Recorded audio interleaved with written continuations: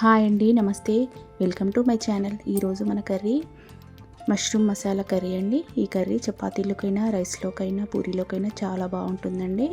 ఇది ఇలా ఈ మసాలా ప్రిపేర్ చేసుకొని తయారు చేసుకుంటే చాలా బాగుంటుంది. ఈ వీడియో కంప్లీట్గా చూడండి. మీకు నచ్చినట్టయితే ప్లీజ్ సబ్స్క్రైబ్ మై ఛానల్. ఇక్కడ 400 గ్రామ్స్ మష్రూమ్ తీసుకొని చిన్న ముక్కలుగా కట్ చేసుకున్నాను. ముందుగా ఒక మిక్సీ జార్ తీసుకొని దానిలో 2 ఆనియన్స్, 2 టమాటోస్, కొంచెం ఎండు కొబ్బరి, సాజీరా,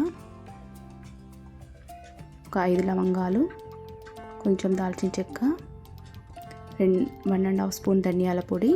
మీ దగ్గర ఉంటే ధనియాలైనా వేసుకోండి.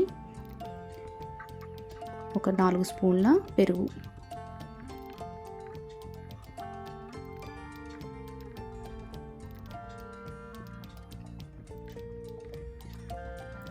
ఒక 4 యాలక్కాయలు, కొన్ని జీడిపప్పు కూడా వేసుకొని ఇలా మెత్తని పేస్ట్లా ప్రిపేర్ చేసుకోండి.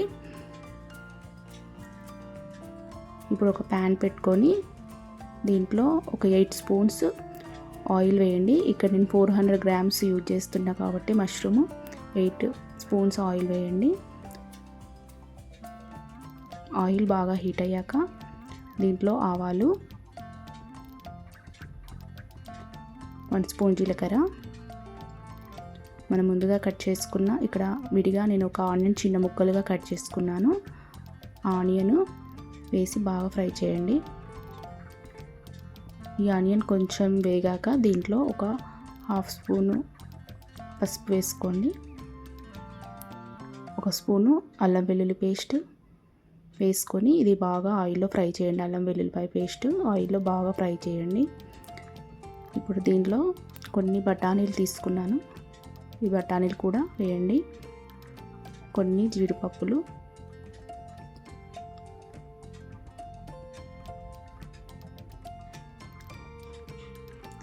వేసి బాగా కలుపుకొని ఇప్పుడు మనం ముందుగా పేస్ట్ చేసుకున్న మసాలాను దీంట్లో వేయండి. ఈ మసాలాను బాగా ఆయిల్లో ఫ్రై చేయండి. ఇది బాగా ఫ్రై అయితేనే కూర టేస్ట్గా ఉంటుందండి. మనం నూనె బాగా పైకి తేలే వరకు దీన్ని బాగా కలుపుతూ ఉండాలి. ఇలా ఒకసారి మూత పెట్టుకొని ఒక 5 మినిట్స్ వరకు మూత పెట్టి ఉంచండి. ఇప్పుడు ఒకసారి మూత తీసి చూడండి. ఇది బాగా ఫ్రై అయిందండి. చూడండి, ఇక్కడ కొంచెం ఆయిల్ పైకి తేలింది. ఇలా ఫ్రై అయ్యాక దీంట్లో మనం ముందుగా కట్ చేసుకున్న మష్రూమ్స్, ఈ మష్రూమ్స్ మీకు నచ్చిన సైజులో కట్ చేసుకోండి. వేసి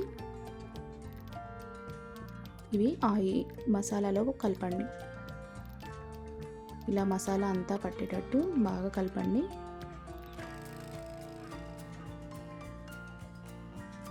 ఇప్పుడు దీంట్లో ఒక 1.5 గ్లాసు వాటర్ వేయండి.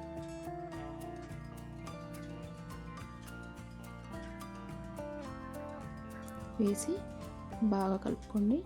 ఇప్పుడు దీంట్లో 2 స్పూన్స్ కారం,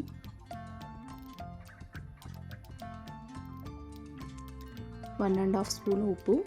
ఈ ఉప్పు కారం మీకు తగినట్టుగా వేసుకోండి. కారం ఉప్పు ఎక్కువ తినేవాళ్ళు ఎక్కువ వేసుకోండి. ఇలా కలిపి మూత పెట్టి 10 మినిట్స్ వరకు ఉడికించుకోండి. ఇప్పుడు ఒకసారి చూడండి. ఇప్పుడు దీంట్లో కొంచెం పుదీనాకు, కొత్తిమీర,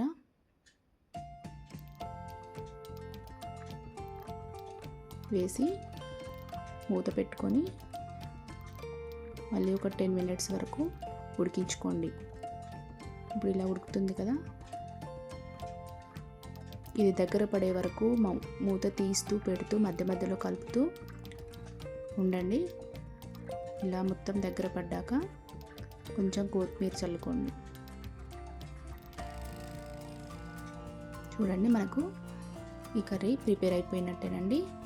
చాలా యమ్మీగా ఉంటుందండి. చపాతీలోకైనా, రైస్లోకైనా, మనం పూరీలోకైనా చాలా బాగుంటుంది. వీడియో నచ్చినట్టయితే please subscribe my channel. Thank you for watching.